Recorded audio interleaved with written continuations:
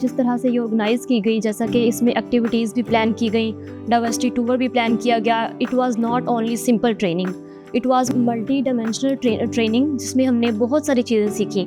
इसमें ट्रेनर्स का माशाल्लाह से बहुत अच्छा कंट्रीब्यूशन रहा। होल ऑर्गेनाइजेशन ने बहुत अच्छा पार्टिसिपेट किया। हमने किस तरह से तमाम मज़ाहिब को लेके चलना है। ये नहीं है कि जस्ट हम मुस्लिम्स हैं या कोई भी एक रिलीजन है उसको ही फॉलो करते जाएं, बल्कि हमने अच्छी चीज़ें हर जगह से हम सीख सकते हैं, जहाँ से भी हमें अच्छी चीज़ें सीखने को मिलें।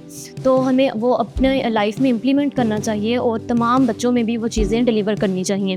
ये चीज़ें जो हमने यहाँ सीखी, इंशाअल्लाह ये चीज़ें मैं अपने इंस्टीट्यूट में जाके टीचर्स के साथ शेयर करूँगी, प्रिंसिपल, ताकि वो इस तरह के सेशंस क्रिएट करें जो हम बच्चों को डिलीवर कर सकें। ये चीज़ें यहाँ पे छोड़ने वाली नहीं हैं, बल्कि ये हमें लाइफ में ओवरऑल इम्प्लीमेंट करना चाहिए।